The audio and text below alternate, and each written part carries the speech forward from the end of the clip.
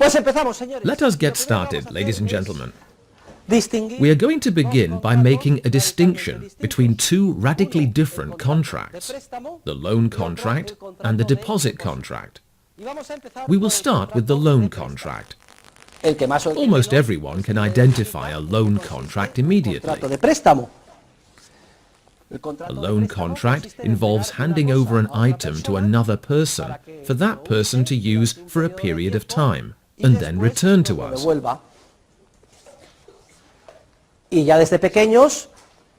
We have entered into many loan contracts as small children and even as adolescents and adults. Hey Dad, will you please lend me the car to go to the university? Or, will you lend me the car to go out this weekend? If the father or the mother has a moment of weakness and lends us the car, then we enter into a loan contract.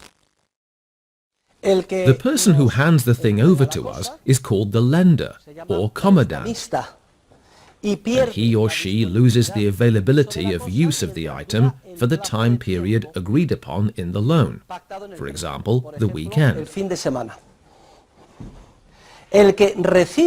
The person who receives the item is called the borrower, or commodatory, for instance, the son or daughter who asks to borrow the car. For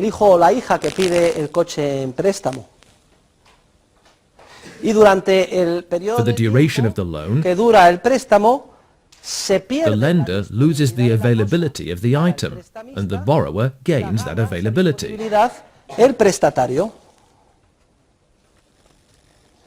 I witnessed an example the other day as I was preparing the lesson. I always cite similar examples from daily life. Well, the other day, in the context of my own family, one of my daughters asked the other to lend her a skirt. Will you lend me this skirt for tonight? Oh, don't be tiresome, Sylvia. You know it's my best skirt.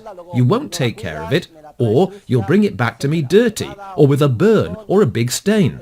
And a more or less tense negotiation takes place, in which, if one sister takes the skirt, she certainly acquires the availability of that garment for that night, or that outing, and the other sister loses it.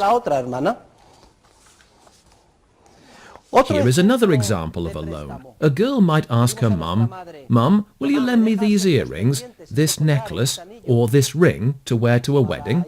And her mum answers, "Sure, I'll lend them to you, dear." She transfers the use of that piece of jewellery to her daughter, so she can wear it to that event, the party or the wedding in question. Clearly, the mother loses the availability. She cannot wear the same ring because her daughter has it, and the daughter gains the availability. At the end of the term, which might be the afternoon, the day, or the weekend, the daughter returns the piece of jewellery to her mother. Such a loan of a specific thing, the car for the weekend, the piece of jewellery for the party, or the skirt or garment, such a loan of a specific thing is also called a commodatum, a term which derives from Latin. And what is a commodatum? That is very simple. It is the loan of a specific item, for example, a car. So a friend of mine can take a trip, or a piece of jewellery, or a garment, etc. The book tells us the commodatum is free. Must it be that way, or... Not necessarily.